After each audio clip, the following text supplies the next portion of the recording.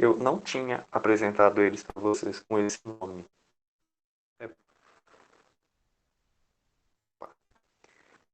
É, eu não tinha apresentado retrovírus para vocês com esse nome, eu só falei que é um vírus de RNA. Mas foi falha minha, eu esqueci de falar esse detalhe. Não é todo o vírus de RNA que vai fazer isso.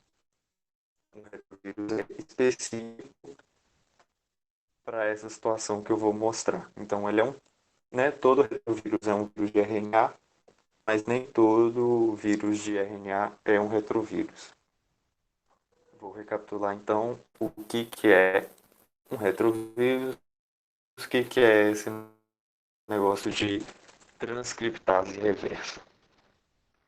O vírus de RNA, o retrovírus, quando ele injeta o seu RNA dentro da célula, ele injeta junto com esse RNA uma proteína que chama transcriptase reversa.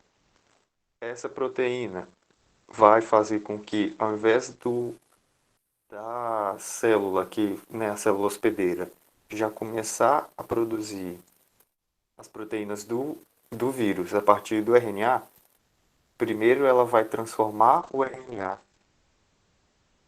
em DNA e para depois a própria célula, dentro do processo dela, fazer aqui a transcrição e a tradução. Então, o processo normal de qualquer leitura de DNA dentro de uma célula é esse: transcrição, que transforma o DNA em RNA, e tradução, que transforma o RNA em proteína. Num retrovírus, ele vai pegar esse RNA e vai fazer a transcrição reversa a partir da enzima transcriptase reversa. Então, ele vai fazer, antes dele fazer esse processo que está aqui nessa imagem, ele vai transformar o RNA em DNA. Transcrição reversa. Vocês entenderam essa parte? Vocês conseguiram a ela agora? Porque ela tinha ficado muita dúvida, né? E ela realmente é algo mais confuso. Mas é importante para a gente entender como que funciona a AIDS, principalmente. Ela é uma doença que cai muito. Então não é. Provavelmente ele não vai te perguntar isso aqui. Não, talvez eu já vi perguntando, tipo assim, qual é o nome da enzima, mas questão fechada. Então eu acho que se vocês vissem lá transcriptase reversa, espero vocês vão lembrar disso aqui. Transcrição reversa, transcriptase reversa é a enzima que faz esse processo. Então que vai voltar ali. Então vamos para o conteúdo da aula de hoje. Me fala se eu te falando rápido demais ou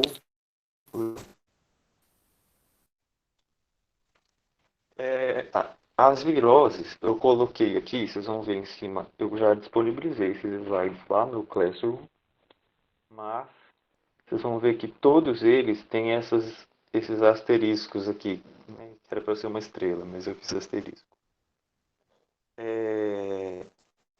Foi um jeito que eu coloquei ali para vocês, quando lerem o slide, vocês lembrarem quais são as doenças mais importantes. Então, eu meio que avaliei cada doença em 5 estrelas, ou seja, 5 estrelas seria que cai muito, uma estrela seria que cai muito pouco.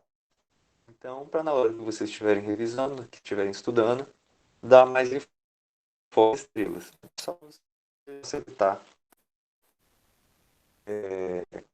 a compreensão de vocês. Então, a AIDS, a doença AIDS, é uma sigla que em português é SIDA, não é AIDS em português, mas fala porque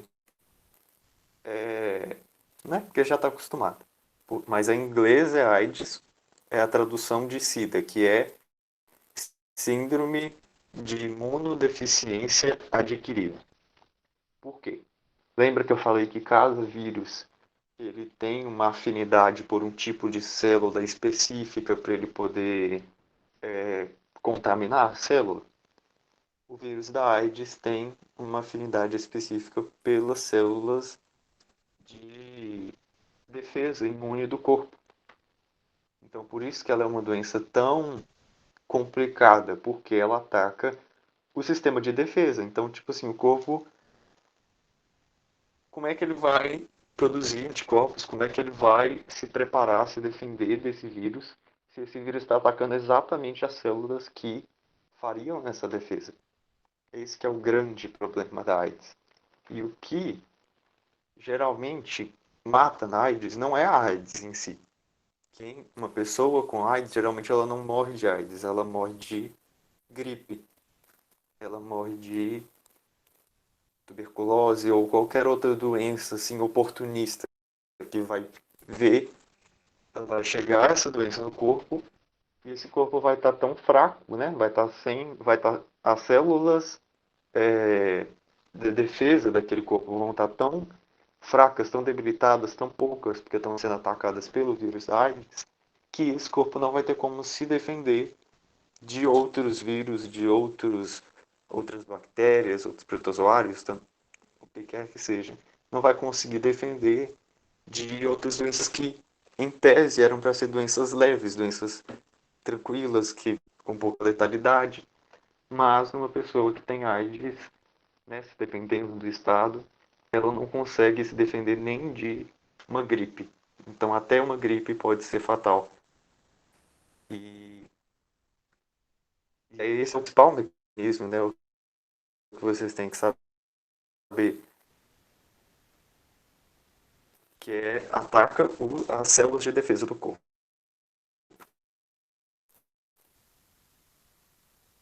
Células de defesa, linfócitos T, que é o nome da célula, né?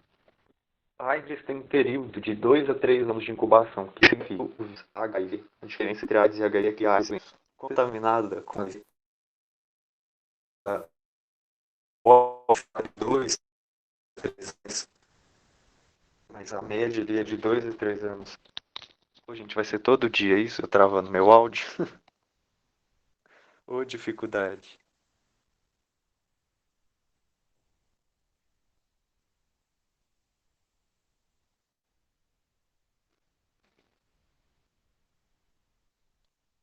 Tá melhor agora? Vamos ver se vai melhorar agora. Se não, vocês me avisem aí no chat se melhorou ou não. Mas deu pra entender, né, o que eu falei. Ou nem isso.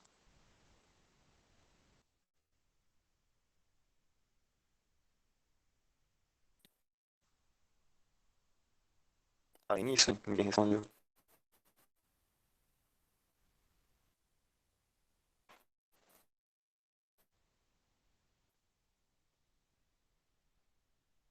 Vocês estão ouvindo? Ou não? Ai, nossa, meu só carregou agora as mensagens. Carregou um tanto de uma vez. Ai, ai, ai. Vamos lá, se continuar travando, vocês me falam. A AIDS tem um período ali de 2 a 3 anos de incubação. Significa que uma pessoa contaminada com o HIV, ela pode demorar de 2 a 3 anos, né, em média ali, para manifestar qualquer sintomas, qualquer, para ter qualquer manifestação da doença. Então ela fica ali 2, 3 anos, 4, sei lá, sem saber que está com esse vírus no corpo dela. E, né, o que eu falei aqui, doenças oportunistas e letalidade. Doenças oportunistas são essas que eu falei, gripe, tuberculose, qualquer outra doença. E tuberculose é porque na época da AIDS tinha muito, né? Mata uma pessoa que, que ficar com AIDS. Eu não sei direito muito detalhes assim, não. Eu acho que tem como diagnosticar antes de 2 anos, sim.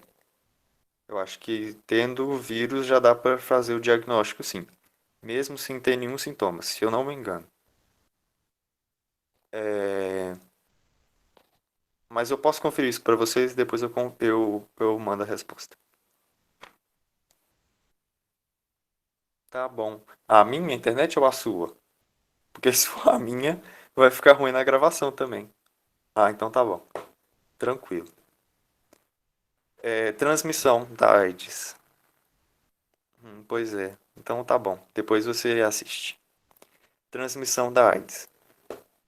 Ela é transmitida principalmente pelo sangue. Então, antigamente, né, quando surgiu a AIDS, as pessoas, sei lá, iam doar sangue, ia fazer transfusão sanguínea, né, que é o que está aqui a primeira coisa, só que não sabiam dessa doença. Então, a pessoa acabava transmitindo sem saber, né, no inicinho, quando ela surgiu ali, por transfusões de sangue isso acontecia. Hoje não acontece mais porque os laboratórios já fazem o teste em todo mundo para ter certeza de que ninguém tem AIDS, né? Testam sangue ou então tem vários critérios para poder não deixar que um sangue contaminado com o vírus HIV seja transmitido, né? Seja passado para outra pessoa por meio de transfusão. Mas no início isso foi um problema muito grave. É, o vírus HIV também transmite por meio de relação sexual. Eu acho que esse é o mais comum hoje, né? É o que mais, um dos que a gente mais ouve falar, né? Tantas propagandas aí, às vezes falando de uso de camisinha e tudo, porque o vírus está presente no sêmen masculino e também no na própria vagina, na mucosa vaginal também. Então, transmite os dois ali no ato sexual sem proteção, se algum dos dois tiver, vai acontecer, né? Provavelmente vai acontecer, tem uma grande chance de ocorrer a transmissão desse vírus. E seringas contaminadas. O que é isso, seringa contaminada? Tem a ver com hospital também, né? Como eu falei no início, não sabia como que funcionava, como que essa doença se transmitia. Então, se geralmente as pessoas no hospital, vocês vão ver que você usou uma seringa para aplicar remédio em alguém. Essa seringa é jogada fora. Ela não pode ser reutilizada de jeito nenhum por causa disso. Ela é imediatamente jogada fora, seringa de vacina, tudo é jogado fora para não transmitir para ninguém, para a próxima pessoa, se ela, né, não transmitir nenhum vírus. Um deles é o do HIV, mas qualquer outro vírus que possa ser contaminado ali nessa seringa. Só que o que acontece? Muitas vezes, e isso é algo muito comum, né? E foi muito debatido. Não sei se vocês conhecem a droga heroína, já ouviram falar? Ela é uma droga injetável por meio de seringas. E geralmente, se você está usando droga, você não se preocupa em descartar uma seringa utilizada ou não. Então, às vezes, se você está com outro, né, quando as pessoas estão com outras pessoas usando heroína, as pessoas compartilham a seringa e aí acaba ocorrendo a transmissão da AIDS. Então, várias coisas levam à transmissão da AIDS e foi muito forte no início, né? Como vocês já viram, tipo assim, vocês sabem disso, imagino que ela já foi muito relacionada com a homossexualidade, né? Achavam-se que era doença de homossexuais por causa disso.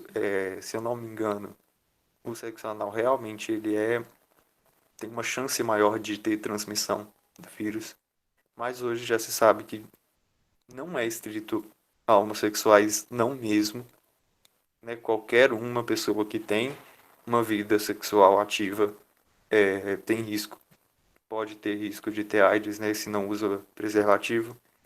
Então, mas no início isso foi um problema muito grande, porque se uma pessoa que não é um homossexual, né, e aí tinha a questão da homofobia, não podia falar que é homossexual. Então, se uma pessoa, se um hétero pegasse e falasse que ele estava com AIDS, ele não aceitava, porque era uma doença de homossexuais ou de pessoas muito, não sei falar, mas tipo assim, de pessoas de uma vida sexual muito desregrada, de prostitutas. Então, tipo assim, a AIDS no início ela foi muito estigmatizada.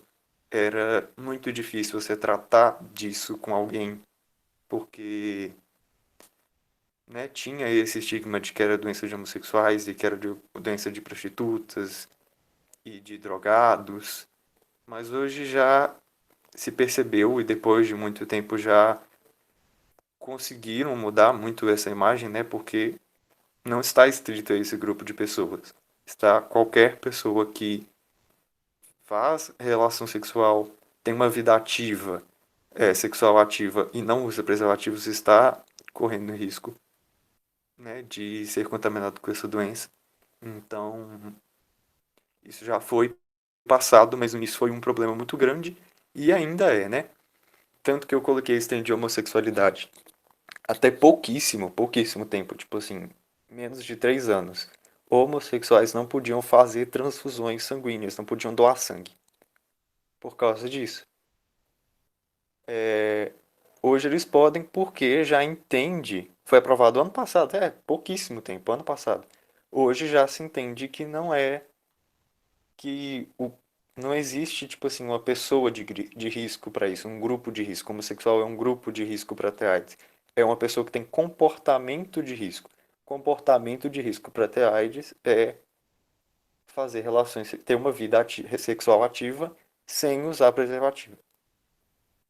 Então, né, como tanto um hétero quanto um homossexual pode ocorrer de ter, então já se perceberam que não é mais um grupo de risco, mas é um comportamento de risco. Se a pessoa for homossexual, mas não tiver esse comportamento de risco, não tem problema, não faz diferença. E é legal a gente falar disso porque às vezes parece que AIDS, né, às vezes é meio antigo a gente falar tipo surto de AIDS realmente no mundo, mas ano passado só que os homossexuais, pelo menos no Brasil, né, conseguiram, foram aprovados para fazer doação de sangue. Então, até hoje, tem tem muita repercussão dessa doença. Não existe uma vacina para ela, porque ela ataca as células de defesa. Então, não tem vacina, não tem como. Mas, tratamento existe. O tratamento é muito eficaz. No Brasil, o tratamento é feito pelo SUS, de graça, totalmente de graça. Acho que teste também é de graça. Então, já avançou muito com o tratamento. E aí o tratamento é que está o ponto principal ali que tem a ver com retrovírus. O HIV é um retrovírus e o tratamento é feito com coquetéis antirretrovirais. Ó, mudei a página, meu pai. O tratamento da doença é feito com. O que são os antirretrovirais? São remédios, né? São vários medicamentos que impedem a flor. Então, esse é o tratamento ele, que eu tinha falado hoje no início. Ele impede que o RNA se torne DNA para se incorporar ao DNA da célula.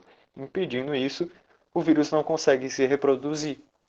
Então, não cura a pessoa da doença, né?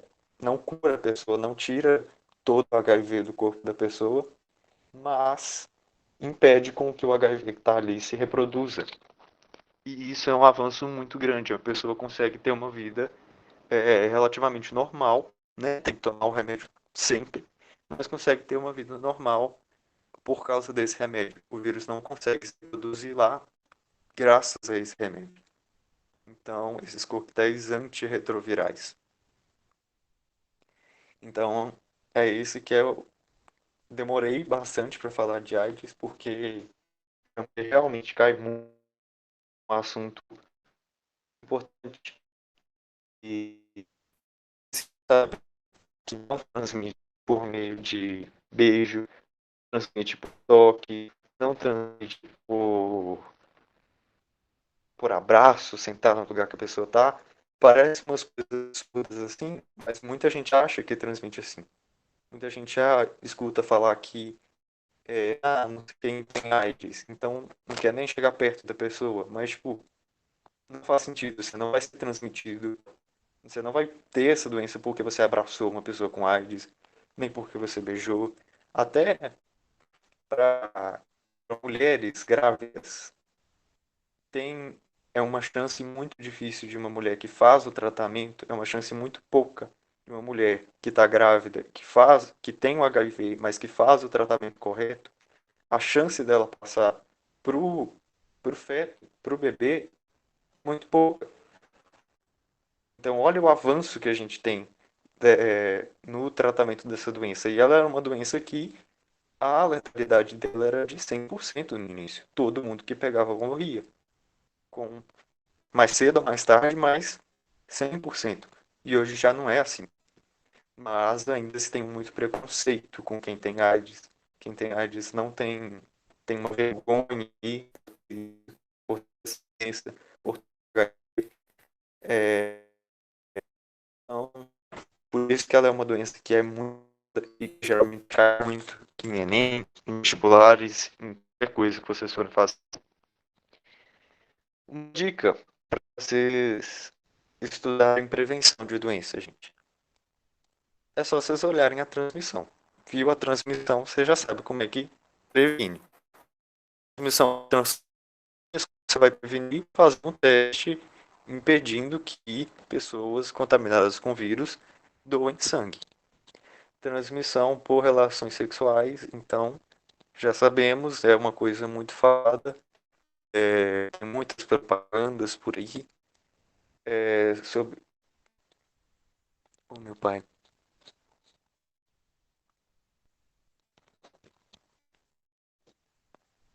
Agora não tem muito o que fazer, não. O que eu podia fazer, eu fiz. Se estiver travando, tipo, muito, muito, muito, vocês me avisam.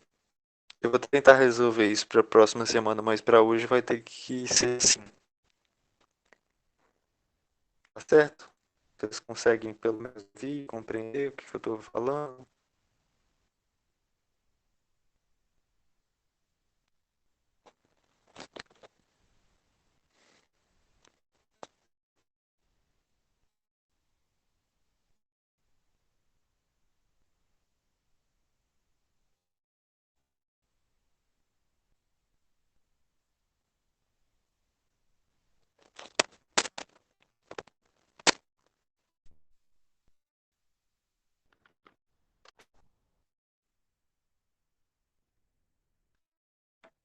Hum,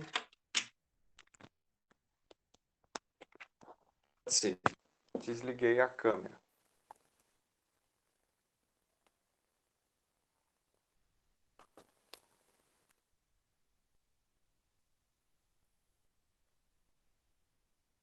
Desliguei a câmera. Tá, vamos ver. Acho que agora vai melhorar mesmo. Pode ser isso mesmo. Mas vocês ouviram, né? O que eu tava falando.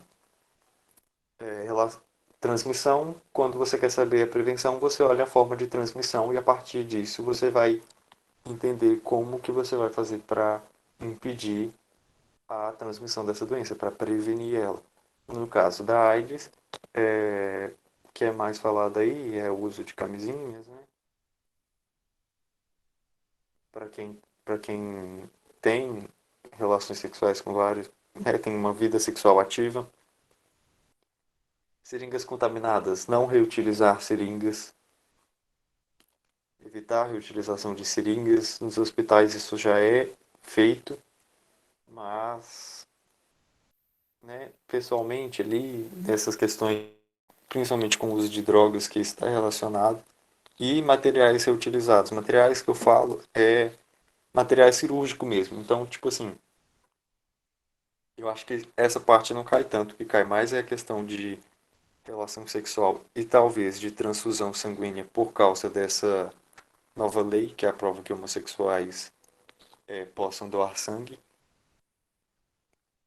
Mas, mas é isso. Vocês estão ouvindo tranquilo, né? Ou não?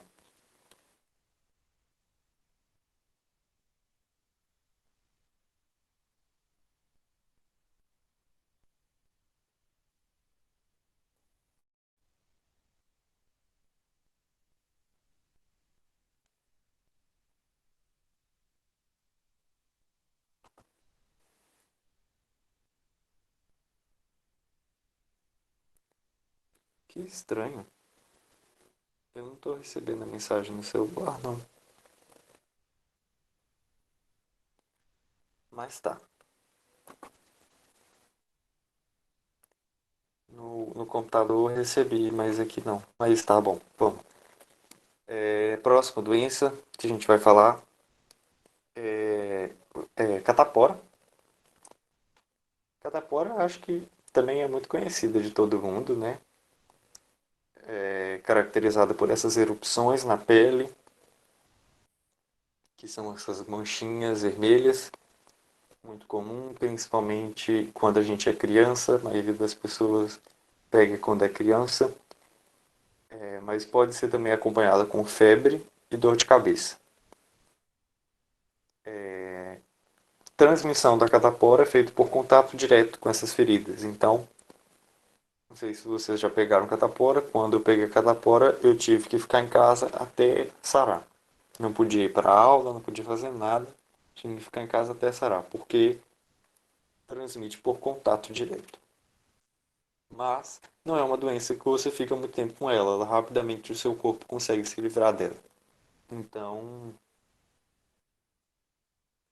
então não tem tanto problema. Você fica um período isolado, mas depois de um tempo isso passa.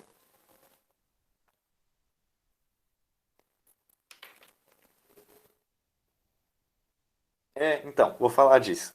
Já tomei banho numa água roxa. Para mim, a minha água que eu tomei era roxa. É, Então, o tratamento é evitar coçar essas bolhas, porque quanto mais você coça, mais elas pioram, né? Repouso e permanganato de potássio. Permanganato de potássio é esse pozinho aí é, roxo que é usado para tratar quando a gente tem catapora, para diminuir a coceira. O que que acontece quando a gente coça? Essas feridas elas aumentam. E se elas aumentam também a transmissão. Então então por isso que não é bom coçar. Também, né, todo mundo sabe, ela deixa marca, né? Se você coçar, fica marcado. Cria uma ferida mesmo. Então o certo seria não coçar para evitar de sair as secreções, evitar de contaminar outras pessoas e para evitar também de causar um machucado mesmo, de transmitir para de causar a marca ali também, né? A mancha por causa disso. Existe vacina para catapora. Muita gente já pegou, mas existe vacina para catapora. Na rede pública mesmo, pelo SUS. Então, a melhor forma de prevenção é se vacinando, sem dúvida nenhuma. A outra única forma de prevenção é, se você tem catapora, você se isolar. Fora disso, não tem muita solução. Em adultos, ela é mais grave. Eu até coloquei aqui embaixo catapora versus herpes zoster. É o mesmo vírus que causa a catapora e a herpes zoster, mas são manifestações muito diferentes. E geralmente a herpes zoster ela tem manifestação em adulto. Geralmente é em adulto que ela acontece.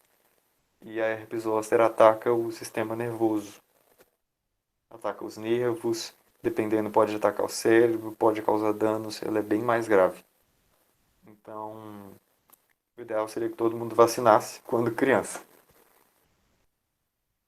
Mas é isso, não tem muita coisa para falar sobre catapora, ela é bem simples, eu coloquei aqui, dei 2 estrelas para ela porque é o que a gente já sabe, causa manchinha na pele e tem vacina. Acho que o principal é vocês saberem que tem vacina, causa mancha na pele, e é isso, a transmissão, né? Quem tiver, ficar isolado. Cachumba, parotidite. Também era uma doença muito comum, hoje não é mais porque tem vacina. A vacina para cachumba ela é distribuída amplamente aí pela rede pública, pelo SUS. Então, é muito raro hoje você só ficar sabendo de alguém que teve cachumba. Não é comum isso. Mas antigamente era muito, muito, muito. E como Como que cachumba se transmite por contato direto e gotículas de saliva. Então, gotículas de saliva a gente pode considerar pelo beijo, pode considerar pelo próprio ar, quando a gente fala, né? A gente expele umas gotículas de saliva e contato direto, proximidade com uma pessoa doente. Sintomas, inflamação da parótida. Parótida é uma glândula que ela fica aqui, ó. Aqui do lado. Vocês estão vendo a seta? Ou eu estou apontando à toa? Ah, tá. Ela é uma glândula que fica aqui do lado. Aqui embaixo tem as glândulas salivares. E tanto as glândulas salivares submandibulares e a parótide delas produzem saliva. Então, por isso que a transmissão é por meio da saliva. Esse vírus ataca principalmente essas glândulas e muitas outras que a gente ali vai ver também. Mas as principais são essas, é mais visível porque elas ficam inchadas. Então, a pessoa com cachumba, ela geralmente tem o pescoço inchado. Por causa disso, é um inchaço da glândula parótida e das glândulas salivares.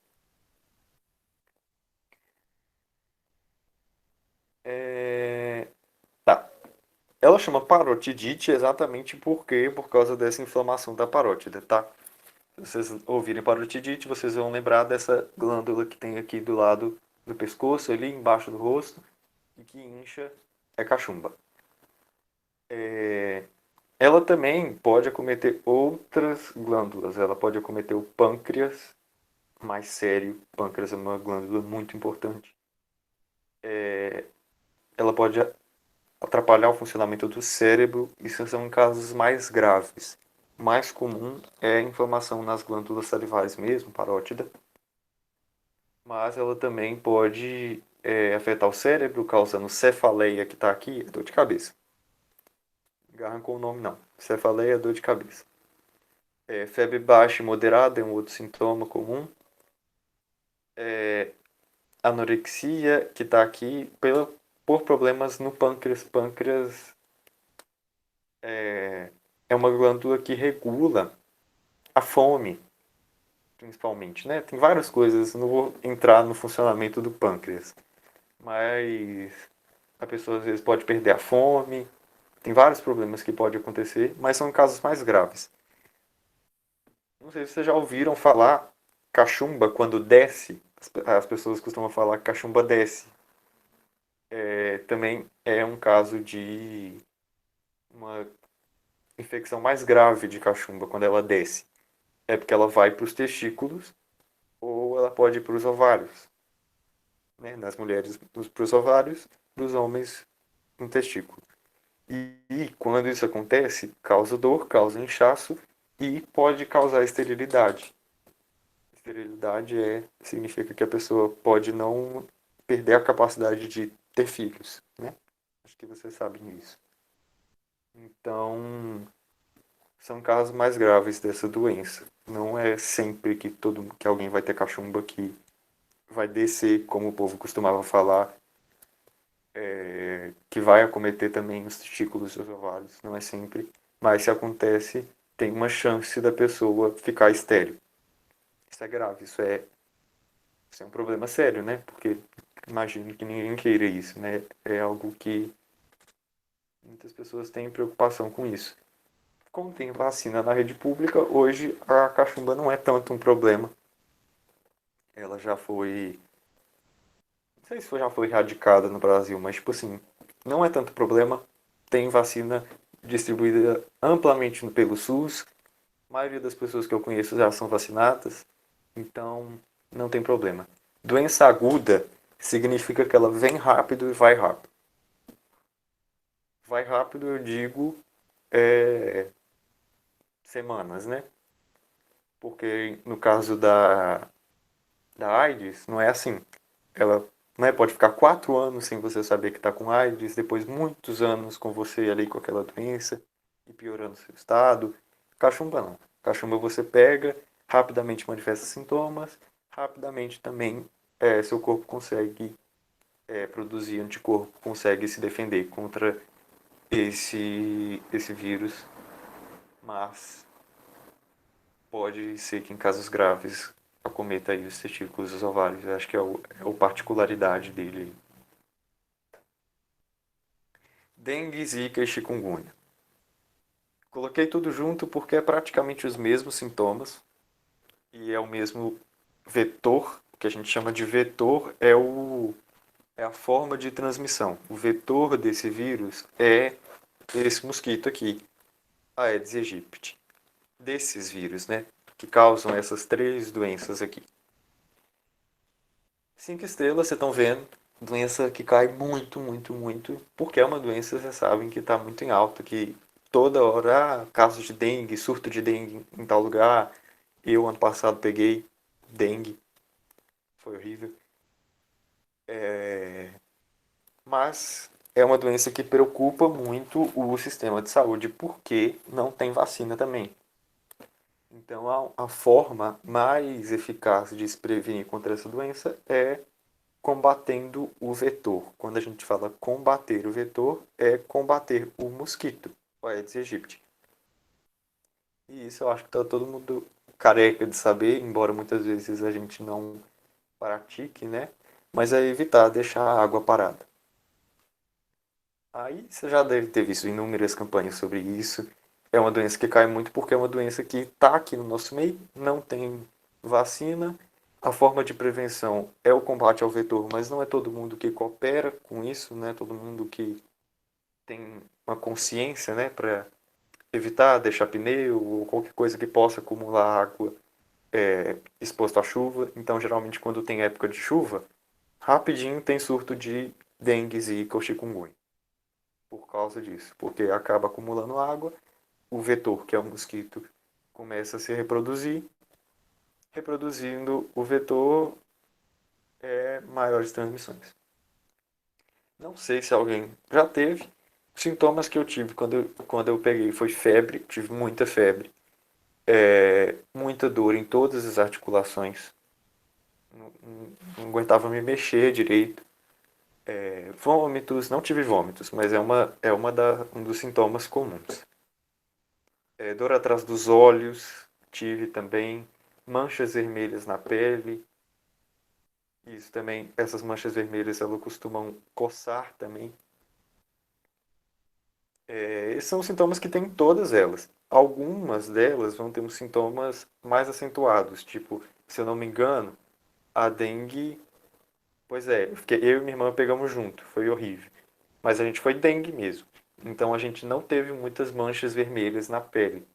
Não é uma característica tão marcante da dengue. Embora eu tive, não tive tanto.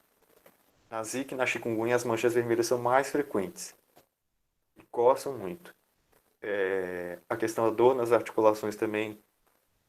Boa noite, eu já tô acabando aqui. Não sei quem que é o próximo, mas eu já tô acabando. Vou só terminar aqui da dengue e eu já passo para você. É, é isso, né? Tem alguns sintomas que são mais comuns em uma delas, mas todas elas têm praticamente os mesmos sintomas, mesma forma de transmissão, picada do mosquito. Então, mesma forma de combate, combate ao mosquito, né? Não deixar a água parada. E duas particularidades que eu queria chamar a atenção é microcefalia. Mulher, né?